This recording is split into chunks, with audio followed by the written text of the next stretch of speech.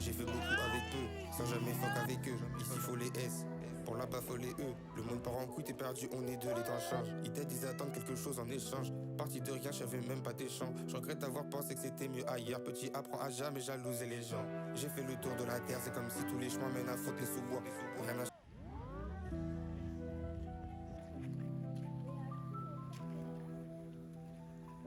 Et bonjour à tous, aujourd'hui on se retrouve pour une nouvelle vidéo sur une course qui a eu lieu le 21 janvier dernier au col de Porte.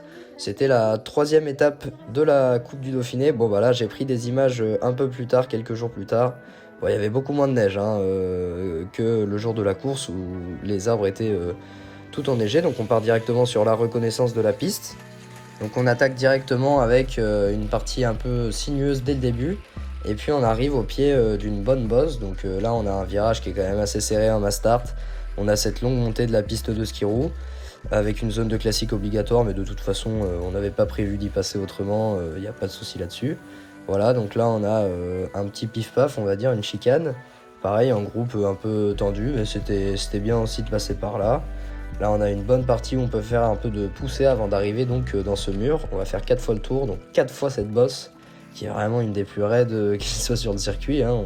On le voit chaque année, à chaque fois qu'il y a une course ici.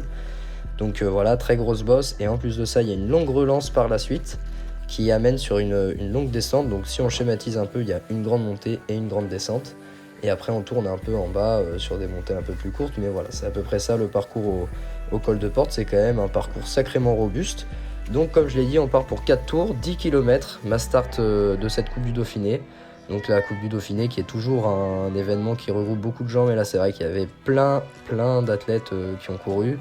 On voit des athlètes de la Clusa, du Vercors bien sûr, et beaucoup de jeunes, donc ça fait toujours plaisir de voir autant de jeunes participer à ces belles courses.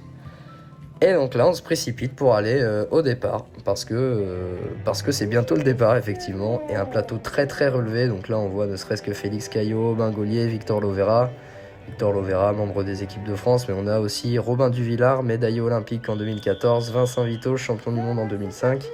On a des sacrés noms, et ça y est, le départ est lancé. J'étais première ligne, une première ligne très fournie quand même, on peut le voir.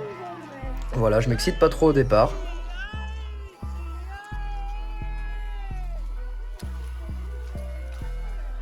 Voilà, donc j'essaie de me placer un peu tranquillement, je m'inquiète pas trop effectivement. Bon là on peut voir que j'ai pas une glisse de fou, mais de toute façon c'est pas trop préjudiciable étant donné que la descente on l'a fait à la spi et que la montée j'avais une super bonne accroche. On part sur ce premier des 4 tours. Il n'y a pas encore d'écart qui est fait, mais c'est quand même parti super fort je trouve. Voilà, donc j'essaie simplement de rester dans mes skis et de voir ce qui se passe. Donc là on attaque déjà le troisième des 4 tours. Bon, Victor Lovera et Lucas Gaillard ont déjà une bonne avance sur nous. Mais voilà, je mène ce groupe. Bon, ben, avait pas une super accroche, donc je me disais que je pouvais prendre les responsabilités qu'il fallait dans la grande montée. Sous les encouragements évidemment du public, il y avait beaucoup de monde, c'était cool ça aussi. Et voilà, tout joué dans la relance. Bon, moi je prends quelques mètres de retard dans cette descente, mais c'est pas trop grave non plus. Voilà, on atteint des belles vitesses, hein. On atteint une 60aine de km/h comme on a vu.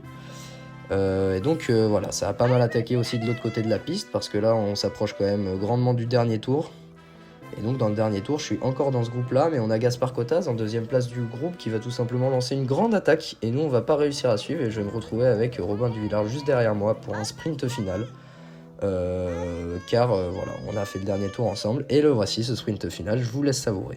Pour essayer d'aller jouer une place donc sur le podium senior, ce sera la 7ème place au scratch qu'on va viser, parce qu'il y en a quelques autres qui sont également partis. Et voilà le sprint final, je vous laisse regarder.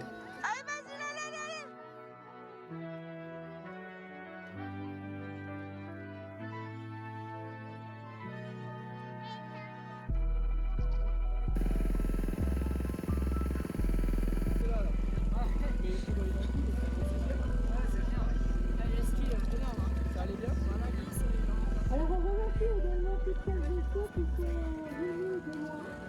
Je vois que nous avons une équipe de monde avec qui vous pouvez aujourd'hui. On va tout le monde dans le Récup.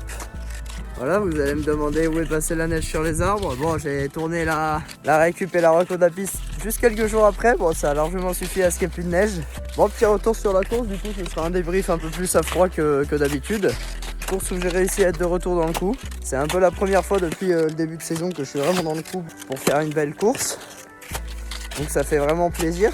Donc du coup c'est parti un peu fort. Bon, Victor Lovera et Lucas Gaillard, on les a pas vus de la course, ils étaient partis dès le début. Nous après on a eu un groupe, je l'ai mené pendant à certains moments, quoi, notamment dans cette terrible bosse qui est très raide. Le dernier tour les choses se sont un peu décantées.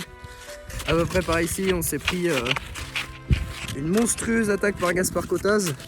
Moi je me suis dit ça allait durer une seconde, pas plus. Bon, il a dû mettre une attaque de 4 minutes à peu près. Et du coup dernier tour je me suis retrouvé avec Robin Duvillard, derrière qui j'ai fait quand même une partie de la course, quoi, parce que je me doutais que c'était quand même une bonne roue à prendre. Quand même médaille olympique, c'est super plaisant de jouer une course contre lui, même si bien sûr évidemment il est plus préparé comme il l'était en 2014 ou quoi.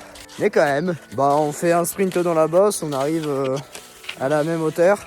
La relance, je me mets dans ses skis et je le déborde dans la dernière ligne droite et voilà quoi, j'arrive à aller plus vite sur la dernière ligne droite. Donc voilà, ça fait vraiment plaisir de retourner aux avant-postes. Du coup 7ème place au scratch avec les U20, mais 3ème place senior, donc j'ai bien fait de faire le sprint. Et puis voilà, au-delà de juste le podium et tout, je voyais que j'arrivais à tenir dans le groupe et ça c'est vraiment plaisant.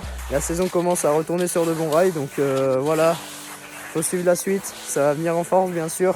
Avec la vidéo du marathon de Bessan la semaine prochaine, celle de la foulée blanche, où il y a de belles choses à raconter la semaine d'après, le Sam c'est de la Clusa, etc. Là la saison est vraiment lancée, donc voilà, si ça vous intéresse, n'hésitez surtout pas à vous abonner, ça va être cool. Et si ça vous a plu, bah, mettez un petit pouce bleu. Allez, à la prochaine, bisous. Et voilà Victor qui arrive, membre du Versailles. Excusez-moi. Et c'est ça, il a rien, c'est trop bien.